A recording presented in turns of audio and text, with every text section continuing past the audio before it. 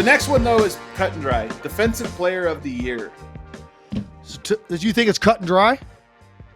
Well, I'm just saying we know what we're judging here. This one's not ambiguous. I thought you were saying that the choice is obvious. I thought you were saying that it's cut and dry, like who the winner is. I got you.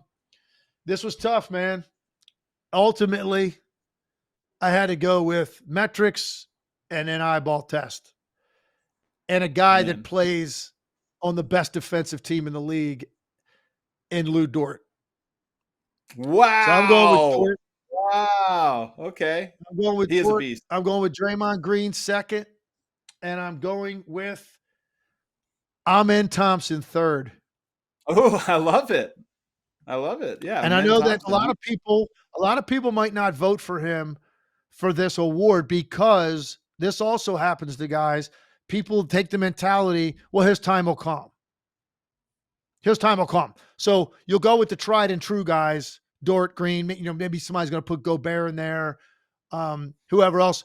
But the younger guys in the first couple years in the league typically have a very difficult time making like defensive player of the year or all defensive team because people think, yeah, it's great, but their time is really going to come. They're going to win this award a lot. They're going to be on all defensive teams a lot. So I'm going to give it to somebody else. And I just like, wait a second. No, I know what I watched this year. And what I watched from Amen Thompson in the Rockets games that I did or watched, he was spectacular defensively. There's no other word for it. His on-the-ball defense, his off-the-ball. I compared him early in the year to Michael Jordan in this regard. He's the best in the league right now at sprinting from the weak side to the strong side to block a shot as a guy goes into like a turnaround jumper. They never see him coming. He times it up so well, and he flies over the top and blocks it out of bounds as they're spinning toward the baseline in a one-on-one situation, and he covers 20 feet, 25 feet to get over there to make that play. His effort, changing ends of the floor is incredible. So I could have voted for him for Defensive Player of the Year. Yeah. But I have so much respect for Dort and Draymond Green. I decided to go with those two guys. And it's a rare year where Wembanyama does not qualify. I mean, we think of a rare year. We don't know. Yeah. But this is one where if he's healthy and hits the game mark, Wemby is going to win this award. I mean, it just feels like his impact is so far above everybody else's. So in a weird way, you look at this and say Amen Thompson has plenty of time, but maybe not. Maybe not. Maybe this. Well, I'm going to tell you, I'll be the first to admit, I have always leaned toward the perimeter defender for this award, more so than the big guy. I've always felt like the responsibilities for guys that have to guard someone every trip up the floor that can tune you up is just greater to me than the last line of defense. Now, Wemby is an exception because of all of the ground he covers. Yeah. So he's not a typical big. I'm talking about those traditional bigs that like rarely ever have to guard a guy that can score on them one-on-one, but they're there for you and they're important. Don't get me wrong. Rudy Gobert is critical to having a good defense, but when you're chasing guys every trip over ball screens, dribble handoffs, pin downs that can get 30, that to me is a far greater responsibility in trying to make their nights less efficient. And a lot of it, guys can have big scoring games and you did an incredible job on them because you made them less efficient. So I lean toward the perimeter guy, and that's why, like, my two votes, and I consider Draymond more of a perimeter all-around defender than a typical big. So that's why I went with.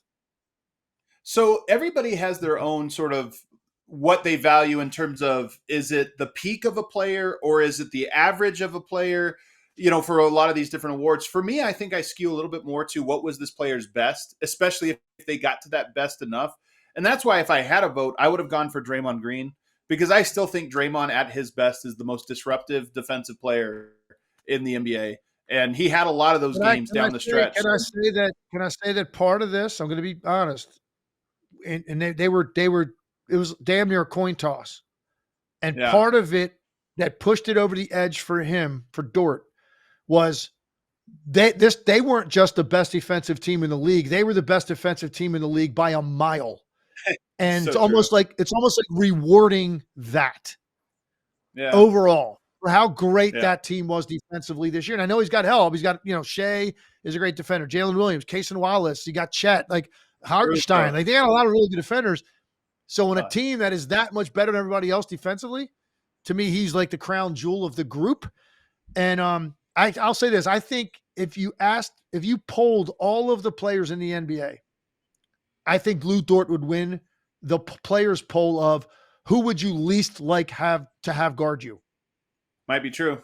Might be Dort true. would He's win that. physical. He's tough. Yeah. All right. Well, let's get to the all defensive team then. Now we have defensive player of the year. Give me who's your first team first. First team, all defensive team. I already mentioned 3 guys: Lou Dort, Draymond Green, Amen Thompson, and I rounded it out with Evan Mobley and Jalen Williams. Wow. Okay. I wasn't expecting that. All right. Jalen Williams, huh? Giving OKC 2. Yeah, man. He's and part of it, look, I probably saw Oklahoma City. I would probably more than any team in the league. Yeah. In person and just watching them because they were such a story and they're playing a lot of important games. So part of it was, I guess, just from volume of watching that dude. I'm like, man, he's special. So I had 2 guys make all first team, and I don't know how many times that's ever happened in the NBA. It's not very often. You might have to go back to, I don't even know, like the Bulls days, like Jordan and Pippen. Probably both made it, or Rodman and Jordan or something. I don't even know how many times it's happened. So it probably isn't going to happen, but that's where I went. All right. What about second team? Second team, I went with Dyson Daniels, Rudy Gobert, Jaren Jackson Jr., Zubac, and Toumani Camara. Oh, wow. Camara made it in on the list. I like it. Yeah. So what was he the last guy in?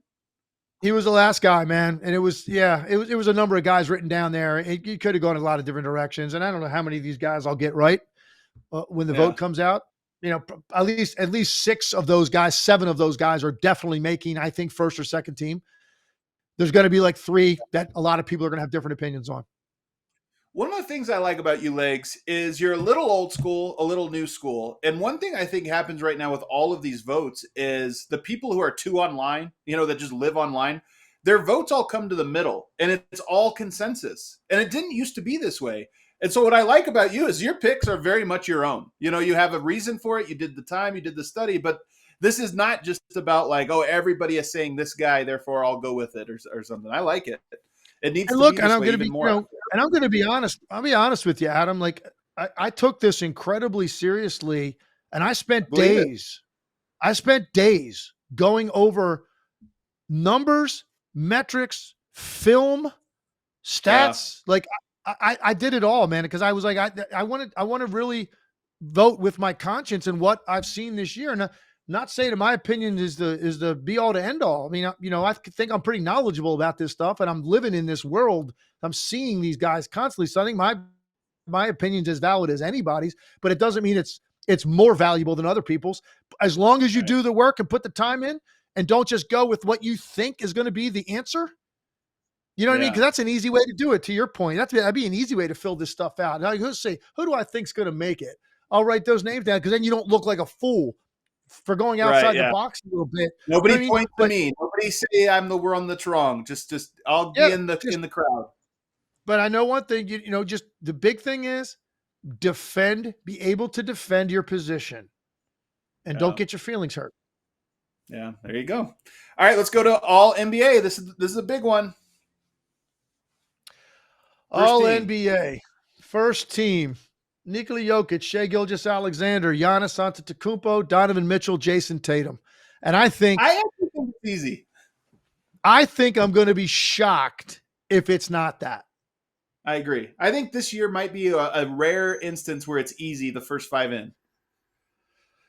There's one guy that could potentially throw a wrinkle into that, in my opinion. And it's not how I voted, and I would disagree with it. But I know that there's people out there that this name comes up a lot, man.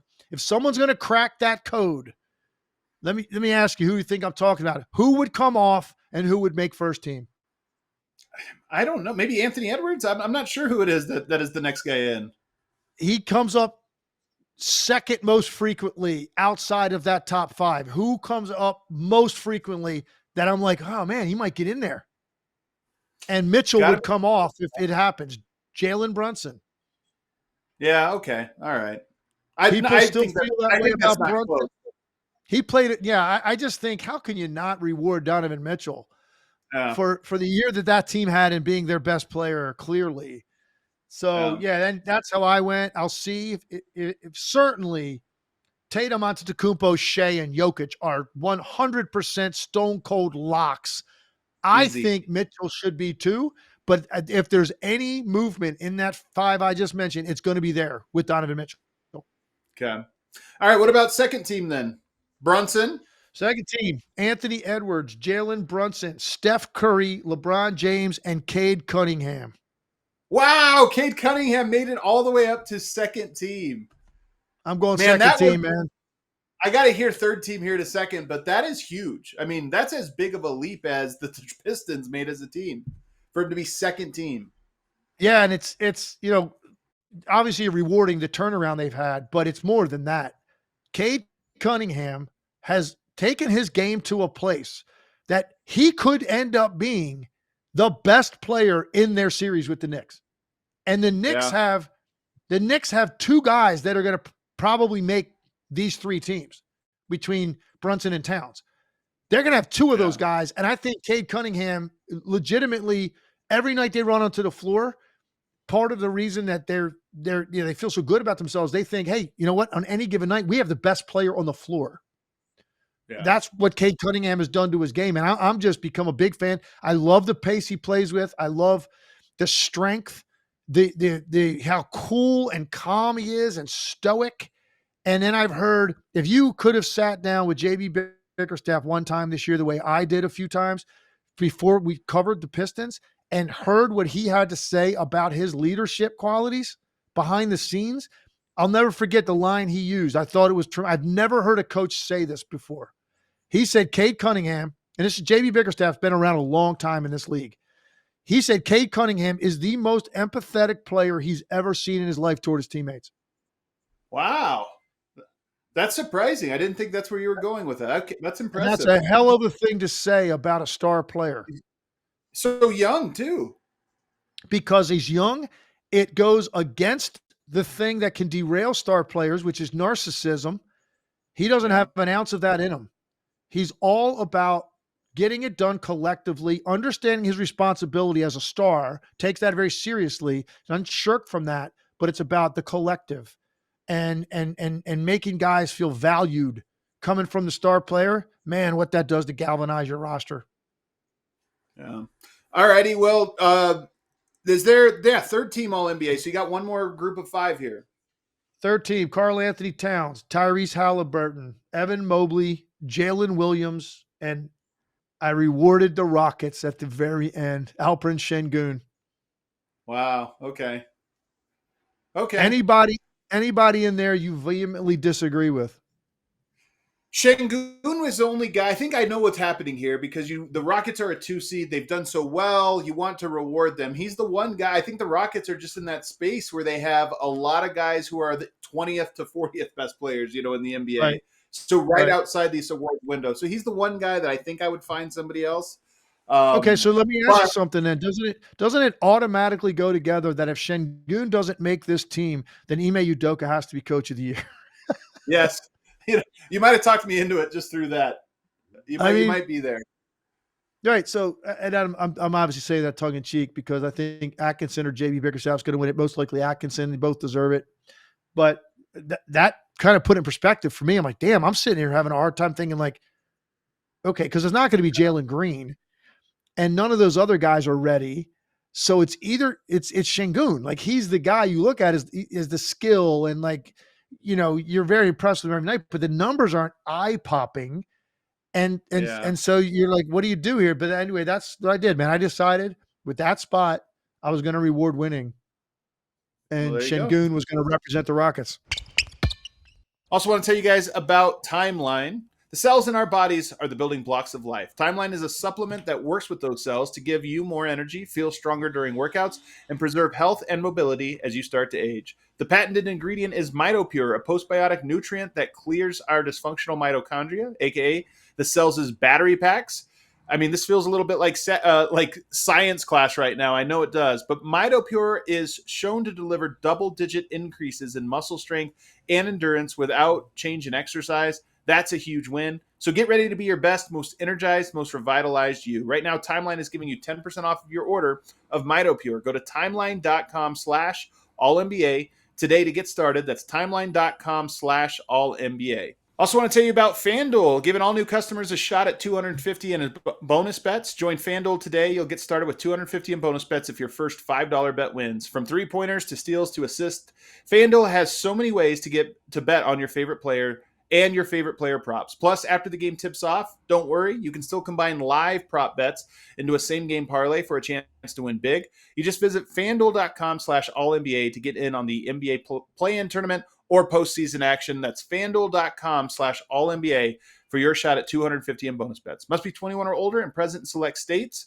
First online real money wager only. $5 first deposit required. Bonus issued as non-withdrawable bonus bets, which expire 7 days after receipt. Restrictions apply. See terms at sportsbook.fanduel.com. Gambling problem? Call 1-800-GAMBLER or visit fanduel.com/RG. So you know how we have to end it. We save the best for last. The juiciest for last. Most valuable player. The odds books, the book says it's going to be Shea. I think a lot of the momentum is there. Where are you going? Well, since Boris Diaw's retired and he can't get my vote, I will tell you the 5 guys that I put in there. I love it. It's the same 5 guys it's the same 5 guys that are on first team All NBA. Okay. Mitchell, Tatum, Giannis, Shea, Jokic. Those 5 guys. Jokic number 1? And I wrestled with this and struggled with this. And it was so hard. But ultimately, I said to myself, there will never be a player to do statistically in one season what Nikola Jokic has done and not win an MVP. And it's not just the numbers. So ultimately that pushed it in his favor. I know what I'm watching. And again, this is not in any way saying anything negative about Shai Gilgeous-Alexander. The guy's incredible. And I'll tell you the other thing. I think he's going to win it. I think Shai Gilgeous-Alexander, from what I'm picking up out there in the world of the NBA and all the different circles that I communicate with, I'm kind of feeling that he's going to win it. That's my prediction. I'm looking at Jokic and the importance, possession by possession, of what he means to that team. And think about some of the individual things he did just on given nights. A 60-point triple-double, the first ever 30-20-20 game, which I was blessed enough to be sitting courtside for. I already said I think he's the best clutch player in the league. His defense actually, metrics-wise, have improved. His three-point shooting, with adding that to his game at the level that he did this year, and they still finished in the top 4 in the Western Conference. And at one point had it shot at 2, and it didn't go their way. Because I think if they finish second, and that gap with OKC is 8 games, I think Jokic wins it easily. Yeah. But they didn't have, they had a couple of rough patches in there. Obviously, they made a coaching change. So they had a couple of rough patches that pushed them back a little bit, still in the top 4. But I think when I hear people talking about this out there, the number one thing they point to, they don't even talk about Shai's scoring ability first or his defense. The first thing they say is, well, they won 16 more games than Denver or whatever it ended up being. Yeah. And that's the first thing they say. So I think that is carrying a lot of weight for people. In addition, they'll say, well, Shai's a better defender. And Shai is an elite level defender. Shai's got a shot at making all defensive team one of those teams. He's got a shot. He's going to get votes for sure. It's tough on that team because you got Jalen Williams, you got Dort. I mean, it's going to be tough for him. Hartenstein might even get some votes. I mean, it's going to be hard. but he's going to get votes. And I think people think he's so much of a better defender than Jokic.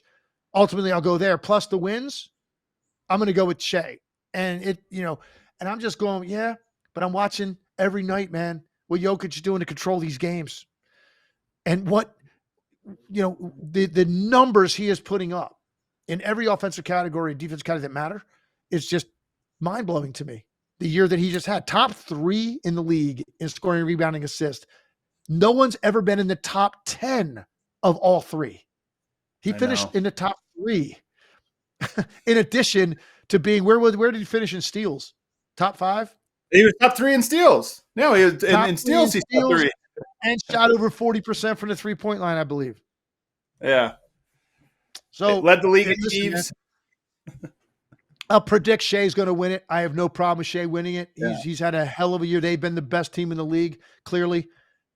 Very good chance Shea Gilgeous-Alexander's winning that, and I have no problem with that. But I gave a slight nod, man, to Nikola Jokic, and we'll see what everybody else thinks that's voting. I'm just looking it up. He actually ended up finishing 4th in steals, 1 behind Chris Dunn. So that ended up happening.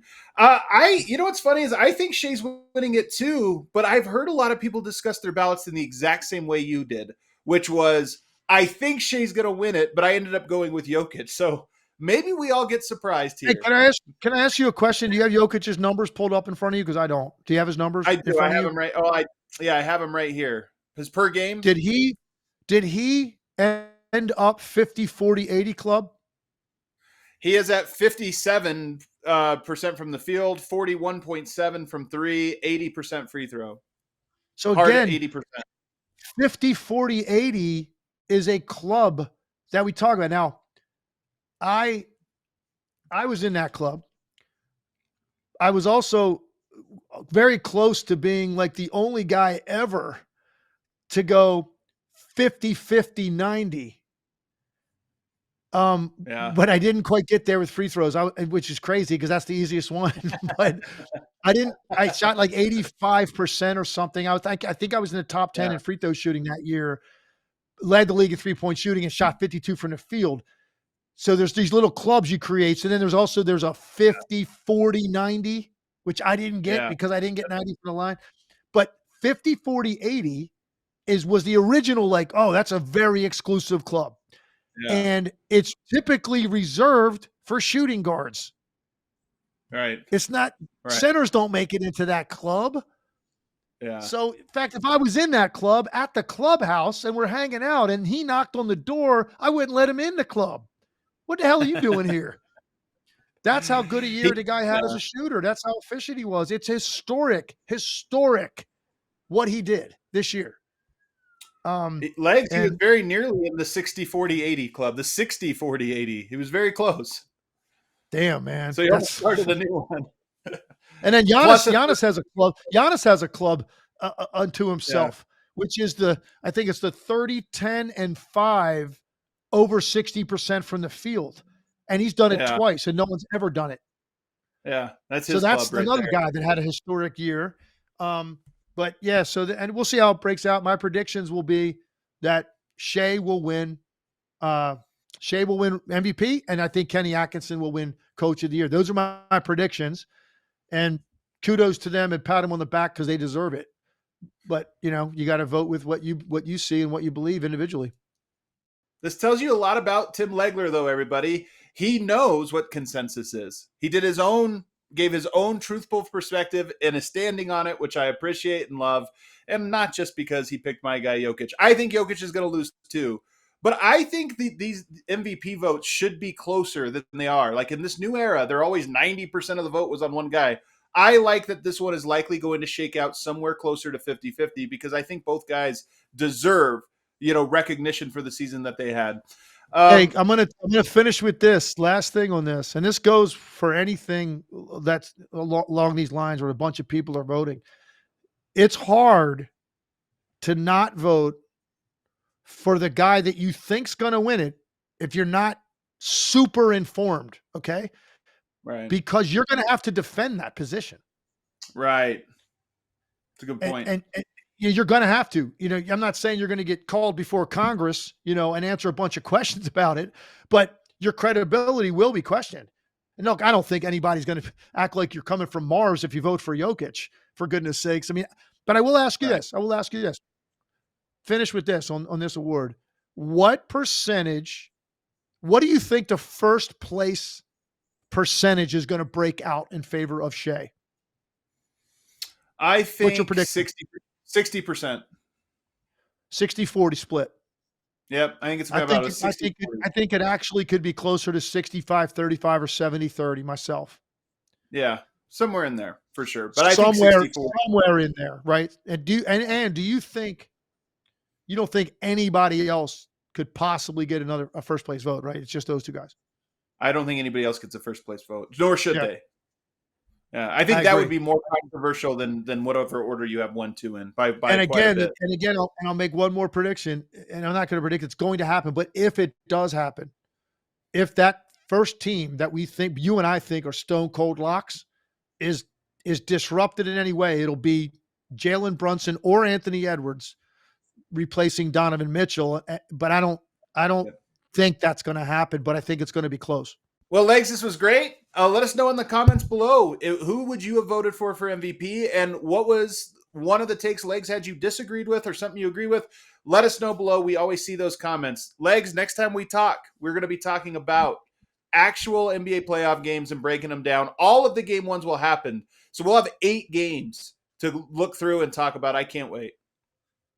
Can't wait either, man. Best time of the year. I'm juiced. Everybody hit that like button. Enjoy the basketball this weekend and come back to us on Monday. We'll see you then.